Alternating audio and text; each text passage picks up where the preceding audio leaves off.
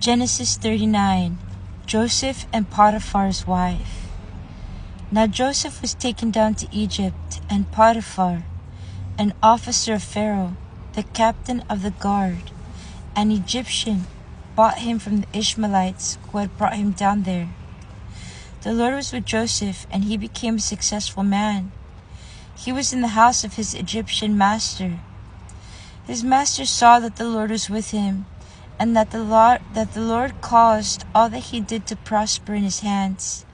So Joseph found favor in his sight and attended him. He made him overseer of his house and put him in charge of all that he had.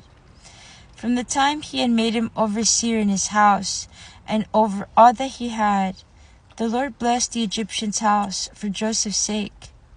The blessing of the Lord was on all that he had in house and field. So he left all that he had in Joseph's charge, and with him there he had no concern for anything but the food that he ate. Now Joseph was handsome and good-looking, and after a time his master's wife cast her eyes on Joseph and said, "Lie with me." But he refused, and said to his master's wife, "Look, with me here, my master has no concern about anything in the house, and he has put everything that he has in my hand. He is not greater in this house than I am, nor has he kept anything from me except yourself, because you are his wife. How then could I do this great wickedness and sin against God?" And although she spoke to Joseph day after day, he would not consent to lie beside her or to be with her. One day, however, when he went into the house to do his work, and while no one else was in the house, she caught hold of his garment, saying, "Lie with me." But he left his garment in her hand and fled and ran outside.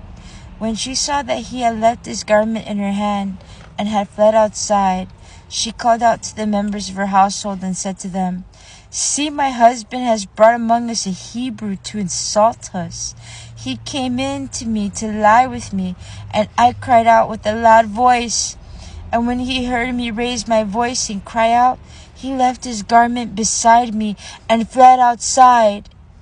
Then she kept his garment by her until his master came home. And she told him the same story, saying, "The Hebrew servant whom you have brought amongst us came in to me to insult me. But as soon as I raised my voice and cried out, he left his garment beside me and fled outside." When his master heard the word that his wife spoke to him, saying, "This is the way your servant treated me," he became enraged. And Joseph's master took him and put him into the prison, the place where the king's prisoners were confined. He remained there in prison, but the Lord was with Joseph and showed him steadfast love. He gave him favor in sight of the chief jailer.